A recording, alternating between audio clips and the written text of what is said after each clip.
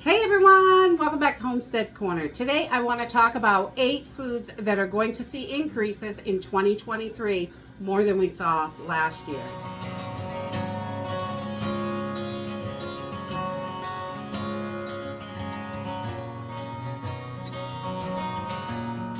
We have definitely seen our share of increases on food, and we are going to see a lot more. I am seeing all kinds of stuff out there. If you just look on the internet, you're going to find this stuff. This is, it's out there. There's lots of information on it. And there are 8 foods that they're expecting to really take jumps on the prices this year. And I think it's important for us to get ahead of the game before this happens. Whether it's stocking up, finding another way to go about it, or growing our own food is an excellent way to do this. Grow as much as you can so you're not having to buy other things, and some of the things you can grow are some of the things that are going to go up. The first thing on the list today is produce. They're expecting your locally grown produce to go up quite a bit this year in the grocery stores. There's going to see big jumps in that. Also, bananas. There's a problem where they're growing bananas, and of course the shipping and all these issues that are all over the place. That is going to raise the price of bananas and raise the price of produce. And honestly, the best thing that our ancestors did back in the Depression, they raised their own gardens and they ate locally. They didn't have grocery stores like we have today. Things were not trucked in all over the place. Grains came in, things like that, to the general store. But they didn't have these grocery stores with all this stuff. So I think it's important for us. We really need to look at going back to that more local eating, growing as much as we can, foraging what we can. Also, there are classes on it all over the place. If you look around locally, I am sure you could find someone. And a lot of times the classes aren't that expensive. And it's hard because what I can forage for here, you may not be able to forage for in Florida or Arizona. I mean, we live in totally different climates, so different things grow in different places. So finding someone local is your best bet for foraging. And produce is a big deal. When you see it on sale, stock up on it. The next thing is chicken. Chicken is going to rise a lot this year. Their whole avian flu that they're having and killing off these huge flocks, this is going to wreak havoc on chicken. And number 3 is eggs, because if we don't have chicken, we don't have eggs. So getting ahead of the game as much as you can by stocking up on things is important, but also the next thing is raising what you can and get to know your local farmers. There may be someone down the street that raises chickens. You may be able to get a better deal on eggs. I know a couple years ago, my eggs were more expensive than the stores because I had farm fresh eggs that, they're raised right here. They're getting fed well.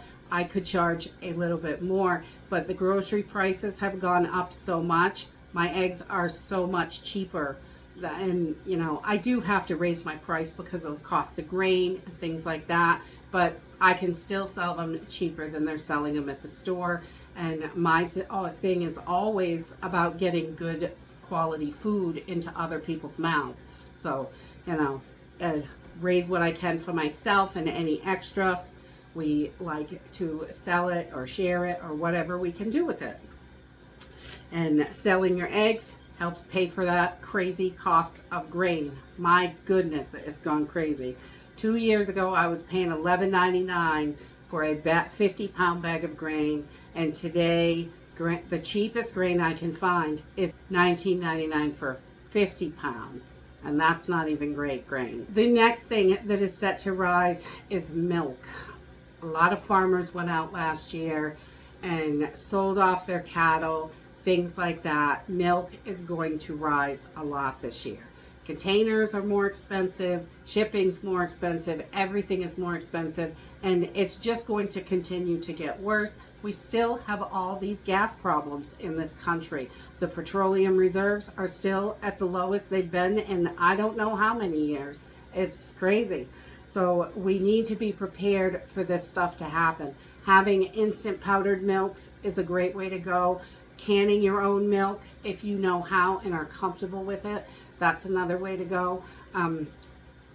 If a lot of people are not going to be raising goats and cows, so you know, if you could, that is another way to go, and I think it is a great way to go. But most people are not going to go out and buy goats and cows. So stocking up the best you can and finding someone locally maybe that has cows that is not too far off that you can get a supply from, knowing how they produce their milk and is it good quality, you know, what are they feeding their cows. That's important to know. And also beef, same reasons. A lot of farmers got out of it last year, so we're going to see more increases on beef. And other reasons, they really want to push this whole cricket thing. You know, you got to eat bugs. They want you to eat bugs. And for 2 years they want you to buy electric cars. Now they want to take your cars away. So it's constantly changing. They're forever moving the goalposts, and that's not going to change what they're doing. So beef is going to be another one. There are lots of other meat options out there besides beef. Looking into some other options, raising what you can. Again, not everybody's going to be able to do that. But switching up your meats, having a good supply of freeze-dried and canned meats, I think is really important. Number 6 is bacon. Bacon is going to jump again this year. Another big jump. I mean, bacon's gone up a lot already. I can't believe how expensive bacon is now, but it's going to go up even more. So having a good supply of that is great. I have heard of people canning it. I tried it once and I didn't love the way that it came out, but I know a lot of people do it and really like it. So that may be something that you're interested in. I'm sure there are videos on YouTube for it. There's videos for everything. Number 7, coffee. Coffee is already rising in price. I know the coffee that I normally buy, which is just cheap Maxwell House. I'm cheap. I'm frugal, you know, whatever you want to call it. I'm okay with it. I buy the inexpensive Maxwell House coffee. It's about the cheapest for this area that I like, and it has gone from $8 and change to $11 and change. So there's a $3 hike in the last year, and we're going to see more of that this year. So getting that coffee stocked up the best you can, as quick as you can, I think is a good idea if you're a coffee fan. Coffee is one of those things that you can't just grow coffee. I can't grow it here in Maine, that's for sure. It needs a really warm climate and a really long time to grow, where we have just literally a handful of months to grow food. So coffee's off the table for us for growing. So stocking up the best you can before it gets really out of hand is going to be important, I think. And number 8 is cereal. Cereal's not the best thing for you. There are lots of other options for breakfast, but a lot of people really like it. We do store a little bit of like plain Special K or corn flakes or like Rice Krispies. I don't store sugary cereal. We can add a little bit of sweetness to it. A lot of times we'll throw in some fruit, some berries, or whatever we have on hand. If it's freeze-dried or fresh berries in the summertime, that really spruces up your cereal nice. And we grow a variety of berries, so that helps out nicely. Oatmeal is great. You can stock up on oats. You can make flour, so you can make like oat muffins, oat breads. You can make oat milk with it, which is really super simple and easy to do. And it's very versatile. And oats really has a lot of good nutrition for you. So having those oats is going to help your body, which is good. Oats are great for you. And it also, they're pretty inexpensive. And if you're making it yourself, you know what's in it. Unfortunately, we don't know what's in the food at the store. This whole Simply Orange thing that's come out in the last week with these chemicals in it, the label on the Simply Orange, you think you're getting a good product. It says you're getting a good product, just 100% orange juice on the label. But that's not exactly what it is, supposedly. So I don't know where this will go. They're being sued right now, but the reality is we really don't know what's in the food. The more we can produce ourselves or have a relationship with local people is the best option for our food supply. And because it's just really out of hand. It's coming from God knows where and made in who knows what factory. That's the problem. And it doesn't all have to be labeled. They keep changing the rules on labeling. So we got to be prepared to take on more for ourselves and our families, unfortunately.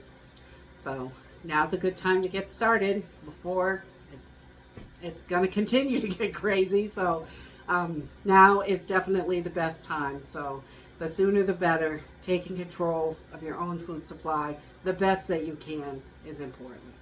And that's it for today. If you like this video, give me a thumbs up. Subscribe. I'll see you in the next video. Bye.